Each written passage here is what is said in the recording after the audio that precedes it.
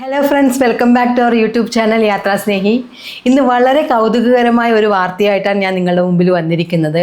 നിങ്ങളെല്ലാവരും മലയാള മനോരമ പത്രം വായിക്കുന്നവരാണോ? മലയാള മനോരമ പത്രം ഇന്നത്തെ പത്രം നിങ്ങൾ വായിച്ചിരുന്നോ? അതിൻ്റെ ഫ്രണ്ട് പേജിലുള്ള ന്യൂസുകൾ നിങ്ങളൊന്ന് ശ്രദ്ധിച്ചിരുന്നോ? അതായത് 2050 ഈ മലയാള മനോരമ പത്രം പ്രസിദ്ധീകരിക്കുന്ന വാർത്തകളെക്കുറിച്ചാണ് ഇന്നത്തെ പത്രത്തിൽ എഴുതിയിരിക്കുന്നത്. 2050 എന്ന് തെറ്റായി അച്ചടിച്ചിരിക്കുന്നതാണെന്നാണ് ആദ്യം മനസ്സിലാക്കാൻ കഴിഞ്ഞത്. അതായത് ജനുവരി 24, 2050 തിങ്കൾ എന്നാണ് അതിൽ എഴുതിയിരിക്കുന്നത്. അപ്പോൾ ഇതിനെക്കുറിച്ച് ഒരുപാട് ട്രോളുകളും ഹാസ്യ വീഡിയോകളൊക്കെ ഇപ്പോൾ തന്നെ വന്നു കഴിഞ്ഞു. ഇന്ന് കാലത്ത് മുതൽ തന്നെ വന്നു കഴിഞ്ഞു. അപ്പോൾ ഇതിൽ ഡീറ്റെയിൽ ആയിട്ടുള്ള ന്യൂസുകൾ വായിച്ചപ്പോഴാണ് ഇത് നിങ്ങളുമായിട്ടൊന്ന് ഷെയർ ചെയ്യാം. വളരെ കൗതുകകരമായ ഹാസ്യകരമായ ഒരു ന്യൂസാണ് ഇതെന്ന് മനസ്സിലാക്കിയത് കൊണ്ടാണ് ഞാൻ ഇന്ന് നിങ്ങളുമായി ഷെയർ ചെയ്യാമെന്ന് വിചാരിച്ചത്. ചില ആളുകൾ ശ്രദ്ധിച്ചിട്ടുണ്ടാവും, ചില ആളുകളൊക്കെ ഇത് തെറ്റിദ്ധരിക്കപ്പെട്ടിട്ടുമുണ്ട് കേട്ടോ. അതായത് 2050 എന്നൊന്നും ആരും മനസ്സിലാക്കിയിട്ടില്ല. ഇതിൽ മെയിനായിട്ട് ഒരു ഇമ്പോർട്ടൻ്റ് കാര്യം പറയുകയാണെങ്കിൽ നോട്ടേ വിട ഇനി ഡിജിറ്റൽ കറൻസി എന്നൊക്കെ പറഞ്ഞിട്ട് ഒരു ഹെഡിങ് എഴുതിയിട്ടുണ്ട്. അപ്പോൾ അതെല്ലാം വായിച്ചിട്ടുള്ള ആളുകൾ പറഞ്ഞ ഒരു അഭിപ്രായമാണ് ഞാൻ നിങ്ങളുമായി ഷെയർ ചെയ്യാൻ പോകുന്നത്. നമ്മുടെ ക്ലോസ് ആയിട്ടുള്ള ഒരാളാണ്. അദ്ദേഹം വായിച്ചു, ഡിജിറ്റൽ കറൻസി വരുന്നു, ഫെബ്രുവരി 15 മുമ്പ് കറൻസി മാറ്റിയെടുക്കണമെന്നും അതുപോലെ നമ്മുടെ കയ്യിലുള്ള കറൻസി മാറ്റിയെടുക്കണമെന്നും പിന്നെ പക്ഷേ ഇതിലുള്ള റിസർവ് ബാങ്ക് ഗവർണറുടെ പേരും ധനമന്ത്രി നിർമ്മല സീതാരാമൻ്റെ പേരും അതുപോലെ പ്രതിപക്ഷ നേതാവിൻ്റെ പേരും എല്ലാം മാറ്റിയാണ് കൊടുത്തിരിക്കുന്നത് എന്നതിനെക്കുറിച്ചൊക്കെ അദ്ദേഹം സംസാരിച്ചു. അപ്പോഴാണ് ഞാൻ ഈ കാര്യം പറഞ്ഞു, ഇത് 2050 നടക്കാൻ പോകുന്ന ഒരു സംഭവം എങ്ങനെയായിരിക്കും മനോരമ പത്രം പബ്ലിഷ് ചെയ്യുന്നത് എന്നതിനെ കുറിച്ചുള്ള ഒരു ഔട്ട്ലൈനാണ് കൊടുത്തിരിക്കുന്നത്. അത് ഈ സൈഡിൽ തന്നെ കൊടുത്തിട്ടുണ്ട്. ഇതിൻ്റെ കാര്യങ്ങൾ മുന്നറിയിപ്പ് എന്നുള്ള ഭാഗമായിട്ട് കൊടുത്തിട്ടുണ്ട്. Kochi Jain deemed to be university ആതിഥേയത്വം വഹിക്കുന്ന ദി സമ്മിറ്റ് ഓഫ് ഫ്യൂച്ചർ 2025 പ്രചാരണാർത്ഥം സൃഷ്ടിച്ച സാങ്കല്പിക വാർത്തകളാണ് പത്രത്തിൻ്റെ മാർക്കറ്റിംഗ് ഫീച്ചറിൽ നൽകിയിരിക്കുന്നത് എന്ന് സൈഡിൽ കൊടുത്തിട്ടുണ്ട്. പക്ഷെ അതൊന്നും ആരും അത്ര ശ്രദ്ധിക്കില്ല. അപ്പം പിന്നെ കൂടുതലായി പറയുന്നത് 2050 പത്രങ്ങളുടെ മുൻ പേജ് എങ്ങനെയായിരിക്കുമെന്ന് ഭാവന ചെയ്യുകയാണ് ഇവിടെ. യഥാർത്ഥ സംഭവങ്ങളുമായോ റിപ്പോർട്ടുകളുമായോ ഏതെങ്കിലും വിധത്തിൽ സാമ്യം തോന്നിയാൽ തികച്ചും യാദൃശ്ചികം മാത്രമാണ്.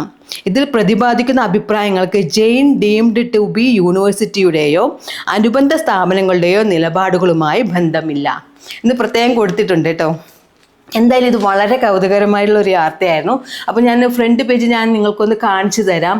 അപ്പം മനോരമ പത്രം അതിൽ ഫ്രണ്ട് പേജിൽ തന്നെ 2050 24-ാം തീയതി 2050 ജനുവരി തിങ്കൾ എന്നൊക്കെ എഴുതിയിട്ടുണ്ട്. അതുകൂടാതെ പിന്നെ ഒരു കടലാഴങ്ങളിൽ ടൂറിസം വികസിപ്പിക്കുന്നതിനെ കുറിച്ചുള്ള ഒരു സാധ്യത വന്നതിനെക്കുറിച്ചും 100,000 ആളുകൾ ടൂറിസവുമായി ബന്ധപ്പെട്ട് വിസിറ്റ് ചെയ്യുന്നുണ്ട് എന്നതിനെക്കുറിച്ചുള്ള വാർത്തകളൊക്കെയാണ് അതിൽ വന്നിരിക്കുന്നത്. പിന്നെ രണ്ടാമതായിട്ട് പറയാനുള്ളത്, അതും ഞാൻ വായിച്ചു നോക്കി. അപ്പോൾ അതിലും 2050 തന്നെയാണല്ലോ എഴുതിയിരിക്കുന്നത് എന്ന് നോക്കിയപ്പോഴാണ് ഞാൻ മറ്റു വാർത്തകളിലേക്കും കൂടി ഒന്ന് കണ്ണോടിച്ചത് കേട്ടോ.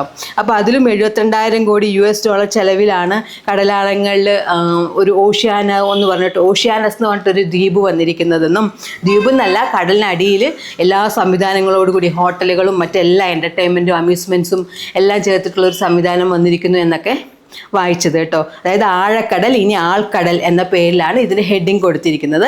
താമസക്കാരെ വരവേറ്റ് ആദ്യ ആഴക്കടൽ നഗരം ഓഷ്യാനസ് എന്നാണ് അതിൽ പറഞ്ഞിരിക്കുന്നത് കേട്ടോ. ഇനി രണ്ടാമത്തെ വാർത്ത നമ്മളെ കൺഫ്യൂസ് ചെയ്യിപ്പിക്കുന്നത് നോട്ടേ വിട ഇനി ഡിജിറ്റൽ കറൻസി എന്നാണ് കേട്ടോ. അപ്പോൾ മാറ്റത്തിൻ്റെ കാറ്റിൽ പറന്ന് പേപ്പർ കറൻസി. ഈ പേപ്പർ കറൻസി അപ്പോൾ മാറി ഇനി റിസർവ് ബാങ്ക് ഡിജിറ്റൽ കറൻസിയാണ് കൊണ്ടുവരുന്നത് എന്നും അത് ഫെബ്രുവരി 15 മാറ്റിയെടുക്കണം നമ്മുടെ കയ്യിലുള്ള കറൻസി എന്നും, അതുപോലെ ഓരോ അഭിപ്രായങ്ങൾ പറയുമല്ലോ ധനമന്ത്രി, അതുപോലെ റിസർവ് ബാങ്ക് ഗവർണർ, പ്രതിപക്ഷ നേതാവ് ആകുമ്പോൾ എന്തെങ്കിലും ഒപ്പോസ് ചെയ്യുമല്ലോ. അപ്പോൾ അങ്ങനെയുള്ള കാര്യങ്ങളൊക്കെ പറയുമ്പോൾ അവരുടെ എല്ലാം പേര് വ്യത്യസ്തമായിരുന്നു. അപ്പോൾ അങ്ങനെയുള്ള കാര്യങ്ങളും വളരെ കൗതുകകരമായിരുന്നു. ചില ആളുകളെങ്കിലും വായിച്ചിട്ട് ഈ വാർത്ത എല്ലാം തെറ്റായി പോയിരിക്കുന്ന ഇവരൊന്നും അല്ലല്ലോ ഇപ്പോൾ ഉള്ളത് നിന്ന് സംസാരിക്കുകയുണ്ടായി കേട്ടോ. അപ്പോൾ അടുത്ത ഒരു കൗതുകകരമായ വാർത്ത എന്ന് പറഞ്ഞാൽ നമ്മുടെ കേരളത്തെക്കുറിച്ചാണ്. റോബോ മന്ത്രി അറ്റ് 1 എന്നാണ് എഴുതിയിരിക്കുന്നത് കേട്ടോ. കേരളത്തിന് ഇത് അഭിമാന മുഹൂർത്തം. റോബോ റവന്യൂ മന്ത്രി CK അമ്പത് മന്ത്രിസഭയിൽ 1 വർഷം പൂർത്തിയാക്കുന്നു. കേരളത്തിലെ ആദ്യ റോബോ മന്ത്രി 1 വർഷം പൂർത്തിയാക്കുന്ന പശ്ചാത്തലത്തിൽ ഒരാഴ്ച നീളുന്ന ആഘോഷ പരിപാടികൾക്ക് തുടക്കം. ഇങ്ങനെയാണല്ലോ നമ്മൾ സാധാരണ എല്ലാ കാര്യങ്ങളും എഴുതുക. അപ്പോൾ അതുപോലെ റോബോ മന്ത്രി 1 വർഷം പൂർത്തിയാക്കി നിയമസഭയിൽ എന്നാണ് പറയുന്നത്. പുത്തരിക്കണ്ടം മൈതാനത്ത് രാജ്യാന്തര ടെക് എക്സ്പോ മുഖ്യമന്ത്രി അനൈന ഷാജി ഇന്ന് വൈകിട്ട് ഉദ്ഘാടനം ചെയ്യുന്നു. ചൊവ്വാഗ്രഹത്തിൽ ആദ്യമായി പൗരത്വം നേടിയ മലയാളി വിഷ്ണു മഹേഷാണ് മുഖ്യാതിഥി. 2050 എല്ലായിടത്തും എത്തൂല്ലോ നമ്മൾ. അതായത് ഇപ്പോൾ തന്നെ നമ്മൾ എല്ലായിടത്തും സാറ്റലൈറ്റുകളൊക്കെ വിടുന്നുണ്ട്. ഈവൻ നമ്മുടെ സൗര്യനിൽ കൂടെ സാറ്റലൈറ്റുകളെ വിട്ടുകൊണ്ടിരിക്കുന്ന കാലമാണ്. അപ്പോൾ നമ്മൾ ഒരുപാട് വികസിക്കും എന്നാണ് പ്രതീക്ഷിക്കുന്നത്.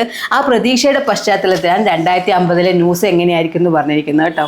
അതുപോലെ ചൊവ്വാഗ്രഹത്തിൽ അപ്പം ആദ്യമായി പൗരത്വം നേടിയ മലയാളി വിഷ്ണു മഹേഷാണ് മുഖ്യാതിഥി. സാങ്കേതിക വിദ്യയിൽ വിശ്വസിക്കുന്ന മലയാളികളുടെ മുഖ്യമന്ത്രി ആയിരിക്കുന്നത് അഭിമാനമുണ്ടെന്ന് മന്ത്രി CK അമ്പത് പറഞ്ഞു. അഴിമതി തുടച്ചു നിൽക്കുമെന്നതാണ് ഞങ്ങൾ ജനങ്ങൾക്ക് നൽകിയ വാഗ്ദാനം. ആഘോഷത്തിന്റെ ഭാഗമായി തലസ്ഥാനത്ത് ഫ്ലൈയിങ് ബസ്സുകൾ ഒരാഴ്ച സൗജന്യമായി സർവീസ് നടത്തുമെന്ന് ഗതാഗത വകുപ്പ് മന്ത്രി PV അനീഷ് പറഞ്ഞു. ലോക ചരിത്രത്തിൽ കേരളം ഇടം നേടിയ ഈ സന്ദർഭം ആഘോഷമാക്കാൻ എല്ലാ വകുപ്പുകളും ഒരുമയോടെ പ്രവർത്തിക്കുമെന്നും മന്ത്രി വ്യക്തമാക്കി. അപ്പോൾ ഇതാണ് ഈ റോബോ മന്ത്രിയെക്കുറിച്ച് പറയാനുള്ളത് കേട്ടോ. അപ്പോൾ നമുക്ക് അടുത്ത വാർത്ത എന്താണെന്ന് നോക്കാം. ഇനി 2050 ആകുമ്പോഴത്തേക്കും നമ്മുടെ ഗോളങ്ങളെല്ലാം പരസ്പരം വളരെ സൗഹൃദത്തിലും സ്നേഹത്തിലും ആയിരിക്കും എന്നാണ് അടുത്ത് മനസ്സിലാക്കാൻ കഴിയുന്നത്. അപ്പോൾ അപ്പം എല്ലാ ഗോളങ്ങളും തമ്മിൽ മത്സരങ്ങളും, എല്ലാ ഗോളങ്ങളിലും ജനങ്ങൾ താമസം ഉണ്ടാവും. അപ്പോൾ അവിടുത്തെ ജനങ്ങളുമായിട്ട് നമ്മൾ എല്ലാം ഓരോ പഞ്ചായത്തുകൾ അല്ലെങ്കിൽ ഓരോ ക്ലബ്ബുകൾ തമ്മിലൊക്കെ കളികളൊക്കെ നടക്കില്ലേ, അതുപോലുള്ള കളികളൊക്കെ ഉണ്ടാവും. അപ്പോൾ അത് കിരീടം പങ്കുവെക്കും, അങ്ങനെയുള്ള കാര്യങ്ങളൊക്കെയാണ് പറയുന്നത്. അപ്പോൾ നോക്കിക്കോളൂ, ഗോളാന്തര കിരീടം പങ്കിട്ട് ഭൂമിയും ചൊവ്വയും. ഫിഫ ഗോളാന്തര കപ്പ് ഫൈനൽ കണ്ടത് 500 കോടി ആരാധകർ എന്നാണ് പറയുന്നത് കേട്ടോ. അപ്പോൾ അത് വളരെ രസകരമായ ഒരു വാർത്ത തന്നെയാണ്. അതിരുകളില്ലാത്ത ആവേശ പോരാട്ടത്തിനിടയിൽ ഗോളാന്തര ഫുട്ബോൾ കിരീടം പങ്കിട്ട് ഭൂമിയും ചൊവ്വയും. അപ്പോൾ ഭൂമിയും ചൊവ്വയും തമ്മിലും കൂടി മത്സരം നടക്കും എന്നാണ് 2050 നമ്മൾ പ്രതീക്ഷിക്കുന്നത് കേട്ടോ. അത്രത്തോളം നമ്മുടെ സയൻസും എല്ലാം വികസിച്ച് വരികയാണ് എന്നാണ് പറയുന്നത് കേട്ടോ. അടുത്ത പ്രധാനമായിട്ട് മറ്റൊരു വാർത്ത പറയുന്നത് AI ഒഴിവായി വൻ ദുരന്തം, രക്ഷപ്പെട്ടത് 30,000 പേർ. ഇത് പ്രകൃതി ദുരന്തവുമായി ബന്ധപ്പെട്ട ഒരു കാര്യമാണ്. ഇത് വളരെ ഇമ്പോർട്ടൻ്റ് ആയിട്ടുള്ള ഒരു കാര്യമാണ്. കാര്യം എന്താണെന്ന് വെച്ചാൽ നമ്മുടെ പ്രകൃതി ദുരന്തം ഏറ്റവും അധികം ബാധിക്കുന്ന ഒരു സ്റ്റേറ്റാണ് നമ്മുടെ കേരളം. അത് മഴയാണെങ്കിലും വേണ്ടില്ല, ഉരുൾപൊട്ടലാണെങ്കിലും വേണ്ടില്ല. ഇത് രണ്ടുമാണ് നമുക്ക് പ്രധാനമായിട്ടും വരുന്നത്.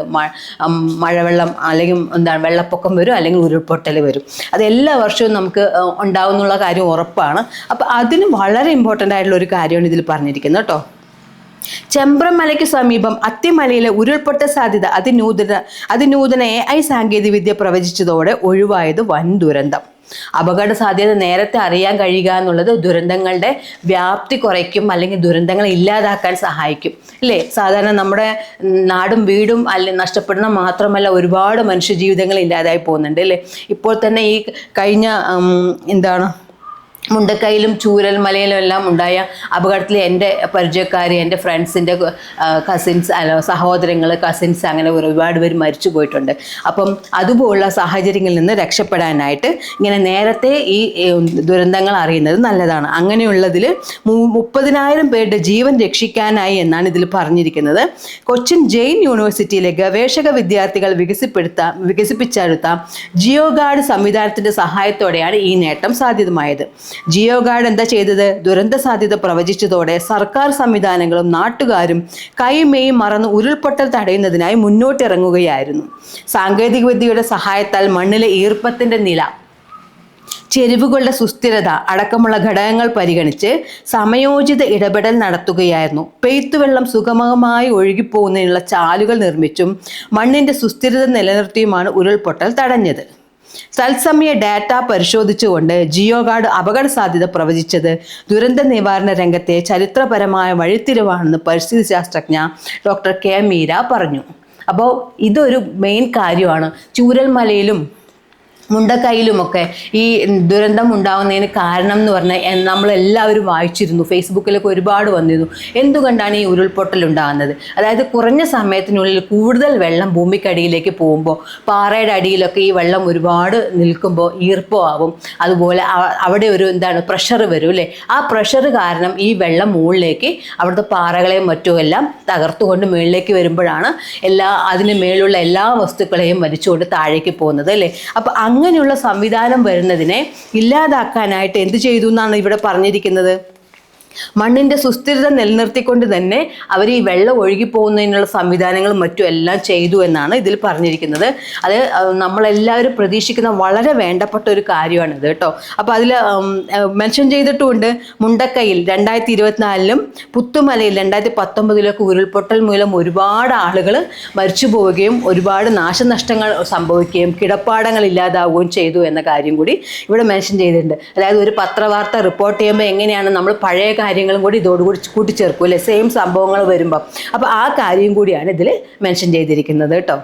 ഇനി അടുത്ത് പറയാൻ പോകുന്നത് നമ്മുടെ ലോകത്തിന് അതിരുകളില്ലാതാവുന്ന ഒരു അവസ്ഥയെക്കുറിച്ചാണ് കേട്ടോ. അതായത് നമ്മൾ എല്ലാവരും ലോകം ഇപ്പോൾ ഒന്നായിക്കൊണ്ടിരിക്കുകയാണ്. അതിർത്തികളെല്ലാം ഭേദിച്ചുകൊണ്ട് നമ്മൾ ജാതി മത ഭേദമന്യേ അല്ലെങ്കിൽ ഭാഷകൾ അന്യേ നമ്മളെല്ലാവരും എല്ലാ നാട്ടുകളിലേക്കും നമ്മൾ ട്രാവൽ ചെയ്തുകൊണ്ടിരിക്കുന്നുണ്ട്. അവിടെ ഉപജീവനത്തിനായി നമ്മൾ പോകുന്നുണ്ട്, അങ്ങനെ അവിടെ സെറ്റിൽഡ് ആവുന്നുണ്ട്. അങ്ങനെ ഒരു മിക്സഡ് ആയിട്ടുള്ള ഒരു ജനങ്ങളാണിപ്പോൾ എല്ലാ നാട്ടിലും ഉള്ളത് അല്ലേ. അപ്പോൾ അതിരുകളില്ലാത്തൊരു ലോകം വരും എന്നാണ് പ്രതീക്ഷിക്കുന്നത്. അപ്പോൾ അതിനെക്കുറിച്ചുള്ള ഒരു വാർത്തയും കൂടി ഉണ്ട്, നമുക്ക് അതും കൂടെ ഒന്ന് നോക്കാം. അതിരില്ലാ ലോകം, തടയില്ലാ കാലം. യുദ്ധങ്ങൾ ഇനി ചരിത്രത്തിന്റെ ഭാഗമായി മാറും. അതിർത്തി രക്ഷാ സേനകളെ പിൻവലിക്കാൻ ലോകരാജ്യങ്ങൾ തമ്മിൽ ധാരണയായി.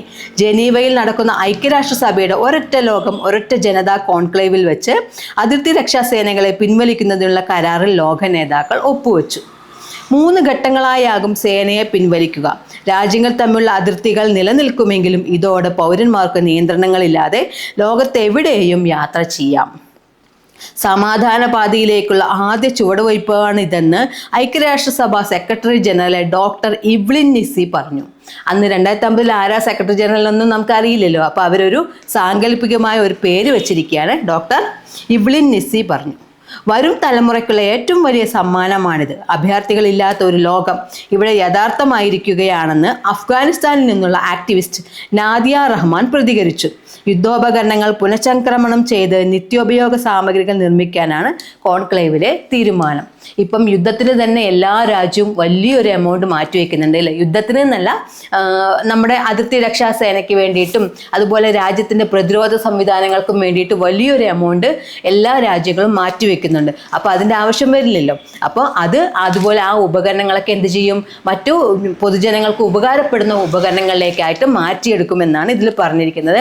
എന്തായാലും ഈ 2050 കുറിച്ച് ഇങ്ങനൊരു ഡാറ്റ കൊണ്ടുവന്നത് വളരെ രസകരമായിട്ടുണ്ട്. അതുകൂടാതെ വളരെ നമ്മളെ മുന്നോട്ട് നയിക്കുന്ന അല്ലെങ്കിൽ നമ്മൾക്ക് എല്ലാവർക്കും പ്രതീക്ഷ നൽകുന്ന നല്ലൊരു ന്യൂസ് തന്നെയായിരുന്നു ഇന്നത്തെ 2050 ജനുവരി 24 2025 മലയാള മനോരമ പത്രം 2050 ജനുവരി 24 പ്രസിദ്ധീകരിക്കാൻ ഉദ്ദേശിച്ചുകൊണ്ട് ഇന്ന് പ്രസിദ്ധീകരിച്ചിരിക്കുന്ന വാർത്ത കേട്ടോ. അപ്പോൾ ഇത് വളരെയധികം കൗതുകകരവും രസകരവുമായിരുന്നു. അപ്പോൾ ഇത് ഞാൻ നിങ്ങളുമായി ഷെയർ ചെയ്യാൻ ഉദ്ദേശിച്ചിട്ടാണ് ഈ വീഡിയോ ചെയ്തത്. നിങ്ങളും പലരും ഇത് വായിച്ചു നോക്കിയിട്ടുണ്ടാവും, എന്നാൽ ചിലർക്കൊന്നും ഇത് മനസ്സിലായിട്ടുണ്ടാവില്ല. ആദ്യം തന്നെ ശ്രദ്ധിച്ചത് 2050 എഴുതിയിരിക്കുന്നു, അത് തെറ്റായി എഴുതി എന്നായിരിക്കും ചിലവർ ശ്രദ്ധിച്ചിട്ടുണ്ടാവുക. അപ്പോൾ എന്തായാലും ഇത് നിങ്ങൾക്ക് രസകരമായി തോന്നിയെങ്കിൽ തീർച്ചയായും ഇതൊന്ന് വായിച്ചു നോക്കുക. നിങ്ങൾക്കും വളരെയധികം രസകരമായിരിക്കും. അതുകൂടാതെ നമ്മുടെ ചാനലിൽ ഒരുപാട് ഇൻഫോർമേറ്റീവ് വീഡിയോസ് എല്ലാം വരുന്നുണ്ട്. നമ്മുടെ ചാനൽ സബ്സ്ക്രൈബ് ചെയ്ത് സപ്പോർട്ട് ചെയ്യുക. അപ്പോഴേ ഈ ഇൻഫോർമേറ്റീവ് വീഡിയോസ് എല്ലാം നിങ്ങൾക്ക് പെട്ടെന്ന് തന്നെ കിട്ടുള്ളൂ. അതുപോലെ അതെല്ലാം നിങ്ങളുടെ മറ്റുള്ളവരിലേക്കെല്ലാം ഷെയർ ചെയ്ത് എത്തിക്കുക. അവരും ഒരുപാട് അറിവുകൾ നൽകുന്ന ഇൻഫർമേഷൻസ് ആണ്. പബ്ലിക്കിന് ഒരുപാട് ആവശ്യമുള്ള ഇൻഫർമേഷൻസാണ് നമ്മൾ ഷെയർ ചെയ്തുകൊണ്ടിരിക്കുന്നത്. അപ്പം മറ്റൊരു ഇൻഫോർമേറ്റീവ് അപ്ഡേറ്റുമായി അതല്ലെങ്കിൽ ഇതുപോലെയുള്ള കൗതുകകരമായ വാർത്തകളുമായി വീണ്ടും കാണാം. യാത്രാ സ്നേഹി സൈനിങ് ഔട്ട്. ബൈ.